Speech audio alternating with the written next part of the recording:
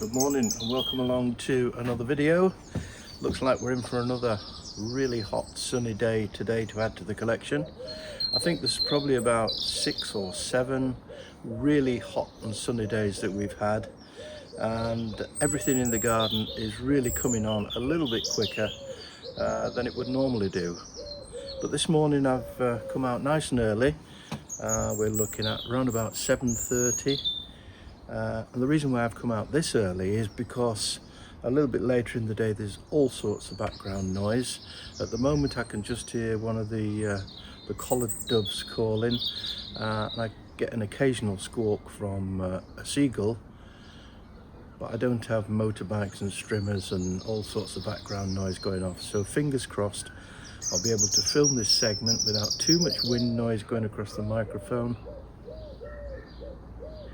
There we go, there's the dove, and then we should be good to go. But this morning I've come out nice and early to check on the sweet peas. I'm particularly pleased with the sweet peas this year because I started them off early, collected seeds last year from last year's sweet peas. Although last year's crop of sweet peas weren't particularly good, I did manage to collect quite a few number of seeds, and I planted those nice and early, just after Christmas, just after the new year in actual fact. They germinated really quickly. I planted 2 trays into my favourite root trainers, and they came on really well. Inevitably when you plant sweet peas that early in the year, they come up and they go a little bit straggly because they start to search for the light and all that sort of thing. But I just cut all the top growth off and took them back down to about 2 shoots.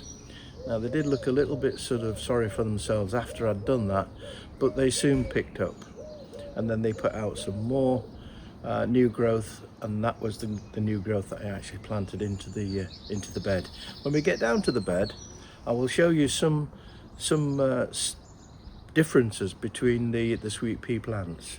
Now I'll show you the ones that were self-seeded, the ones that I didn't manage to collect last October, and those were the ones that fell on the ground and self-seeded. And then I'll show you the ones where I planted out and seed. Now you'll notice the difference when we get down. So let's get down to the centre bed and then just check on the sweet peas.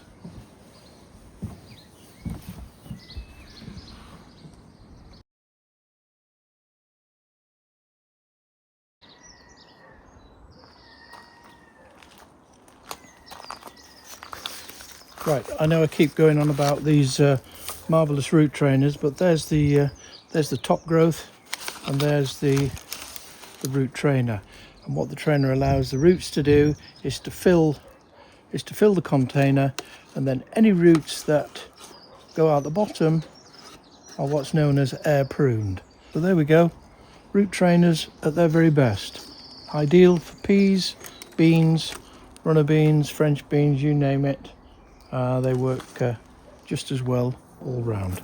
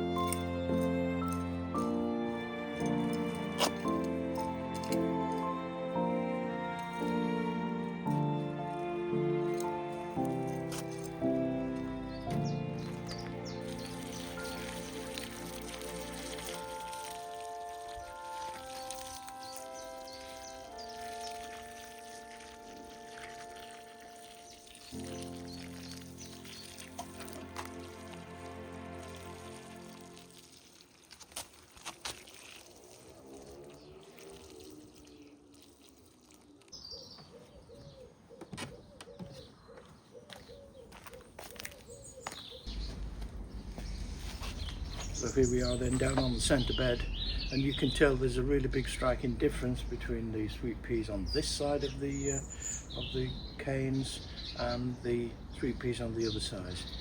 These are taller, stronger, and they're producing more flowers earlier. Now these were the ones that were actually fell on the ground and self-seeded, and as you can see, they really are much further on than the rest of them. The ones that I planted out into the root trainers are doing really well. They're beginning to produce flowers, but if you sort of compare the two plants, these are taller, stronger, and already this one here is almost reaching the top of the cane trellis. So this week's video is sponsored by Reolink. Now I must admit I didn't know much about Reolink before they contacted me. I'd seen them being promoted on other YouTube channels that I watched, but that was just about it really. So after a little bit of research, I found out that Reolink were founded in 2009, and they are a leader in smart home security, offering innovative, reliable, user-friendly solutions. And for 17 years, Reolink has empowered homeowners to protect what matters most with cutting-edge security systems. And now they are celebrating their 17th anniversary with discounts of up to 40% off. Now, because I am completely new to the home security world and I've never had a security camera fitted before on the garden, I took Reolink up on their offer because I was interested to see how their cameras would perform here in the garden in real conditions. So Reolink kindly sent me the Atlas PT Ultra with a solar panel to test out. Now a few things stand out straight away. For a start, it has 4K Colour X night vision, full colour even at night. It has 360 degrees pan and tilt, and it can follow movement across the whole plot. It has a remarkable 500-day battery life, and you can add a solar panel, as I have done, so it stays topped up at all times. And it has up to 10 seconds of pre-recording, so you can actually see what happened before motion was detected. And finally, it has Wi-Fi 6 for smooth, uninterrupted streaming. Now the initial setup was quite straightforward really. I downloaded the Reolink app from the App Store. I scanned the QR code on the back of the camera. So this is so that the app would recognize the camera that we were dealing with. I then mounted it here on the corner of the conservatory roof using the strap. Now the strap comes with the camera, and it's an option that you can use. I also secured it again with a couple of cable ties just for good measure. Now from here, the camera has a clear view of the whole garden. Now the app walks you through everything: connect to Wi-Fi, angle the camera, set up tracking, and that's it. The app lets you pan, tilt, zoom, and check live footage. And the 4K image is sharp. Even when you zoom in, you can still make out details. Now, although I've only had the camera set up for a short period of time, the benefits of having the camera in place are becoming apparent. You can keep an eye on your property while you're out for the day, away for the weekend, or even when you go on holiday for a couple of weeks. And because you can view everything from your smartphone, you have instant peace of mind in the palm of your hand. Now there's a great range of cameras to choose from on the Reolink website. There's a link in the video description below. Now, although I've started at the budget friendly end of the scale with the Atlas PT Ultra, but if you have a larger plot or garden than I have, or if you're looking to upgrade an existing security system, why not try out their floodlit range of cameras? Click on the link below or follow the QR code on the screen and get up to 40% off and celebrate Reolink's 17th anniversary. Use my code KevSeasideGarden5 and get an extra 5% off at checkout. And thank you Reolink for sponsoring this video.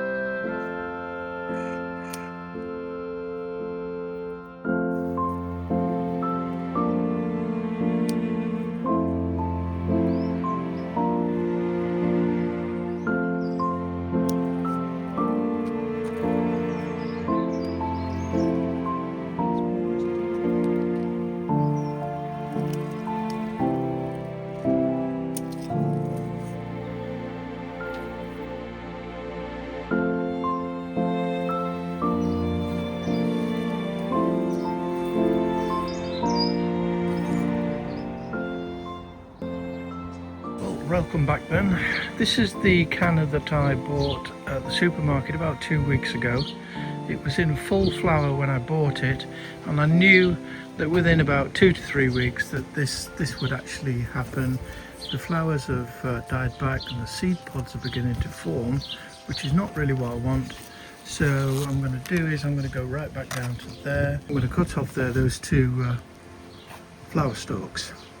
Now what will happen is it will probably just keep on going for another couple of months, and perhaps towards the end of the summer, from one of these stalks down here, and perhaps that one there, and maybe if I'm lucky that one round the back, they'll produce another couple of flower stalks. Now because this canna is a yellow one, and I do have a very similar canna already in the collection, I'm assuming that this is a canna moonshine. I will show you a canna moonshine in a little while, and as you can see they're all sort of the fairly same sort of shade of yellow. So I'll move that out of the way because I've got a very interesting canna to show you afterwards. Now this canna here is what's known as a canna Cleopatra.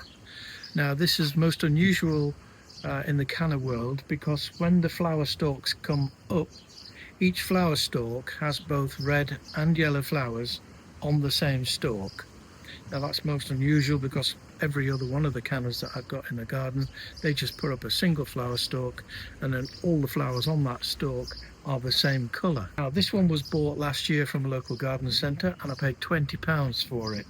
Now when I bought the original plant it was probably about this size, and it had just started to set out flower stalks, and I think one was already out.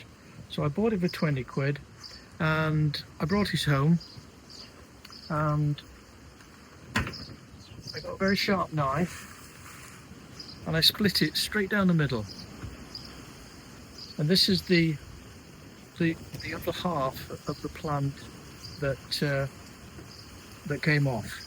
Now I don't usually split cannas up at this time of year. It's probably not really fair on the plant, but you can actually do it. And here we are, two canna Cleopatras, which is the proof of what you can actually achieve. There we go, canna Cleopatra. This canna here is a canna Tropicana Gold. Now most of the cannas that I've got in the garden are either Tropicanas, bronze, or in this case a Tropicana Gold. Now this is one of the very first cannas that I bought probably 7 or 8 years ago, and dotted around the garden in all the pots I can see 1, 2, 3, 4, 5 canna Tropicana Gold. Again, the flowers are a really deep yellow flower, and it'll start to put out its flower buds pretty soon. So Tropicana Gold. Now this canna, Indica purpurea. Now you can see that the leaves are absolutely fabulous. Now if this never put out a flower, I wouldn't be too bothered at all, because the leaves are just like, well, they're just magic as far as I'm concerned. But it does put out a flower, and it puts out a very, very, very pale pink one. But as you can clearly see, the star of the show is the leaves, and the flowers, they will come later. I've got two types of bananas. I've got the Musa, the more basic Musa, which you find in most gardens in the United Kingdom. It just puts nice big banana shaped leaves out, no flowers, no fruit. But I like the red Abyssinian or Ethiopian bananas. So about 4 years ago I bought 5 little plug plants of bananas, and they were about 5 inches tall, and I think I paid just over 20 quid for the 5 plugs. And then I've steadily over the years potted them on into slightly bigger pots, and until you see the magnificent specimens that we have today. So let's have a look at some of the bananas. So this is probably one of the biggest ones. I do have 5, and 3 of them are slightly smaller than these 2 big ones. So that's one of the big ones, and that's in a green plastic pot. And this one in the corner here, slightly smaller, Again, slightly darker markings on the leaves, but the same sort of plant, and that's in a terracotta pot. Then if we move over to this side, there's another one there in a green pot, and this is the second largest one, and that's also in a green pot. Now, some of the commoner garden bananas that I have, we've got a few here, smaller ones in pots. Now they would have been little pups like this one here. You can see the main stalk in the middle has died off, and then we've got 1, 2, 3, 4. There we have 1, 2, 3, 4, and just a really tiny one there. So we've got 5 pups coming from that banana plant. And what I could do, I could actually take it out of its pot, get rid of the big dead one in the middle, and pot those pups on individually, because that is what I've done down there. Those are little pups originally, and they were potted on probably a couple of years ago now. So if we look over here at this banana, and every time it puts a leaf out, the wind gets up and just absolutely shatters them. But if we go down to the pot, again we can see one pup there and one pup there.